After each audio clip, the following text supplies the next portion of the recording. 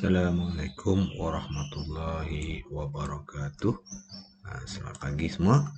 Jadi hari ini 20 September kita akan teruskan pelajaran matematik kita untuk kita kira ni unit subtopik yang terakhir lah untuk tajuk wang.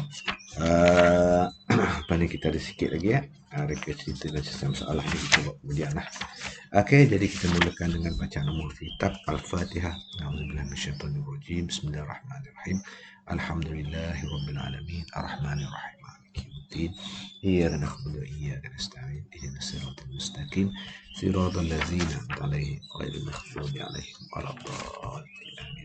Bismillahirrahmanirrahim. Allahumma iftah 'alaina hikmataka wa anshur 'alaina min khazain rahmatika ya arhamar rahimin.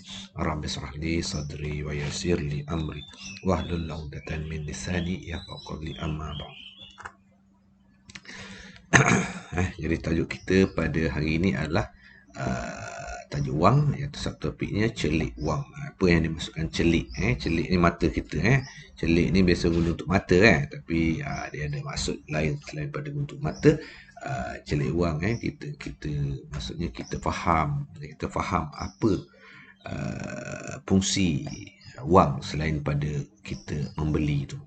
Jadi celik ni maksudnya kita bukalah, buka mata, buka minda kita, apa keperluan wang dalam kehidupan kita. Jadi kita terus kepada kita punya buku teks buku teks kita, muka surat yang ke-17 muka surat yang ke-17, celik wang. Okey. Bila sebut sahaja tentang wang, dia mestilah merupakan satu yang kita perlu. Jadi di sini dia ada dia bagikan kita kepada beberapa item, keperluan, kehendak. Keperluan, kehendak. Maksudnya yang kita perlu, yang kita hendak. Okey. Wang kita gunakan untuk apa? Keperluan kita apa? Keperluan kita untuk hidup ni maksudnya asas lah. Yang pertama adalah tempat tinggal.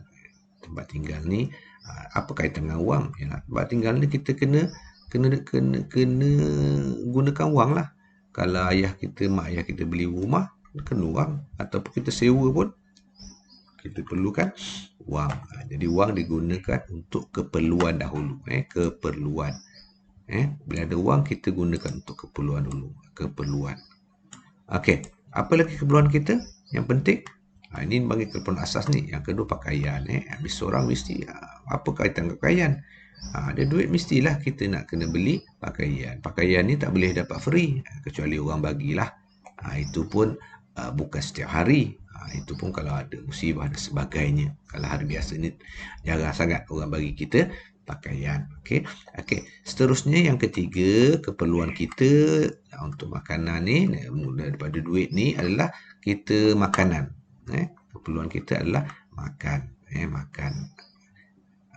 Musim kita COVID ni, makanan ni mungkin banyaklah benda kita makan.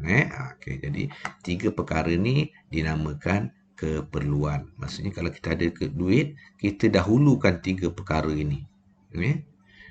Kita dulukan tiga perkara. Yang pertama, tempat tinggal. Dalam keluarga, mak ayah mestilah cari tempat tinggal untuk anak dia. Tak ada orang tinggal dalam bawah pokok ke, dalam hutan ke dan sebagainya. Semua perlukan rumah. Kalau tak boleh beli lagi, dia akan sewa untuk tempat tinggal. Kedua, pakaian. Mesti beli pakaian. Yang ketiga, makanan. Beli makanan. Okey. Jadi, apakah yang berlaku jika keperluan tidak dipenuhi? Kalau kita tak ada rumah, apa berlaku?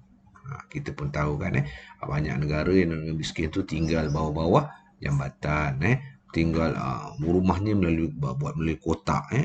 Boleh kotak-kotak, susu kotak, tidur dalam dia. Itu maksudnya tak cukup duit lah. Jadi negara kita ni, cikgu tengok tak adalah sampai ke tahap itu. Kita kena usaha lah. Ada orang buat rumah, dia cari buluh dan sebagainya. Ada kemudahan, kita boleh buat lah. Okey. Ini kalau kita tak ada makanan, apa berlaku? Susah. Kita lapar dan sebagainya. Jadi perlukan makanan. Yang adalah kadar lah. Kalau kadar lebih lah. Kalau tak ada, ala kadar saja. Okey, pakaian begitu juga. Jadi ini semua tiga perkara ini ada keperluan. Okey, kalau kita ada duit lebih, itu akan jadi pula ni kehendak. Kehendak. Asasnya keperluan. Kalau ada lebih, kita perlukan yang kehendak ni pula. Okey, apa dia kehendak ni? Kehendak ni inilah.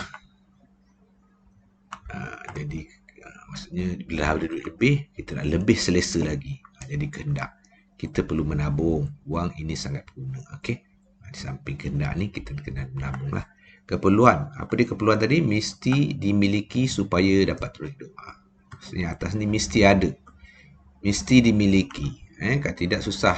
Tak boleh. Kehendak ni pula menjadikan hidup lebih kualiti dan selesa. Lebih selesa lah. Apa kehendaknya?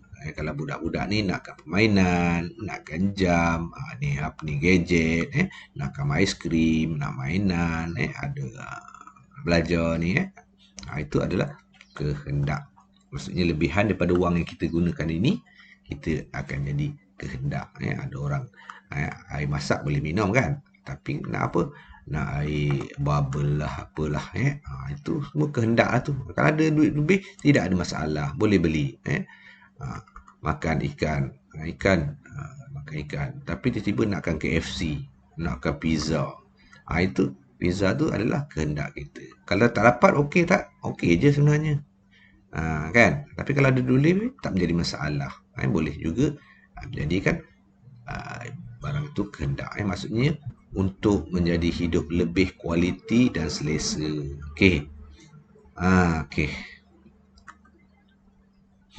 Seterusnya kita tengok bahagian menyimpan dan melabur wang. Okey, duit yang kita ada ni, kita boleh, yang pertama kita boleh simpan. Yang kedua kita boleh melabur. Okey, apa dia simpan? Okey, simpan ni maksudnya simpan dalam bank dan sebagainya. Sekarang ni ada dah skim untuk pendidikan. Jadi ibu bapa simpan duit untuk pendidikan anak-anak. Ibu, kita perlu pinjam wang. Ya, wang itu berguna untuk kamu melanjutkan pelajaran. Wang ni kita kena simpan. Jadi tabung lah. Menabung ni maksudnya. Menabung. Tujuannya apa? Besok kalau kita terdesak, kita boleh gunalah. Ini kalau ada lebihan ni. Kalau tak ada lebih, tak payah menabung lah. Kalau cukup-cukup untuk keperluan je. Ada orang dia cukup sampai kehendak. Ada orang dia cukup, dia boleh sampai menyimpan. Okey.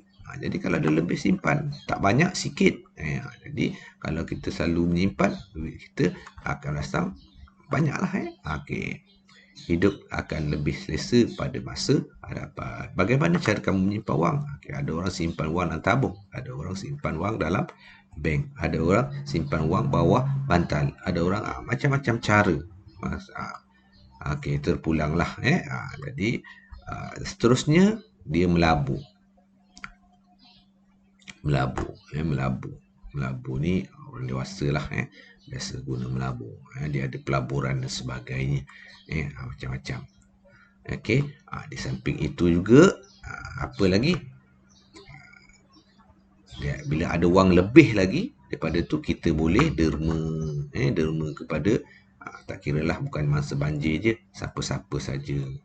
Mereka boleh, dengan derma kita itu, mereka boleh beri barang keperluan. Ada orang dia tak cukup, keperluan ni pun dia tak cukup. Kesian dia. Okey. Jadi dia boleh, kalau kita dermakan duit, kita boleh, derma ni boleh jadikan barang keperluan. Ataupun ambillah pakaian ni, terima kasih. Jadi kita dah lebih pakaian tadi, kita beri kepada orang yang pakaian tu memang menjadi keperluan dia, dia tak ada duit. Boleh juga. Jadi saya rasa itu saja untuk hari ini. Untuk tugasannya, bacalah arahan pada cikgu tu. Cikgu dah bagi 2 tugasan. Satu buat dalam buku aktiviti dan satu lagi buat dalam buku tulis. Jadi itu saja untuk hari ini. Assalamualaikum warahmatullahi wabarakatuh.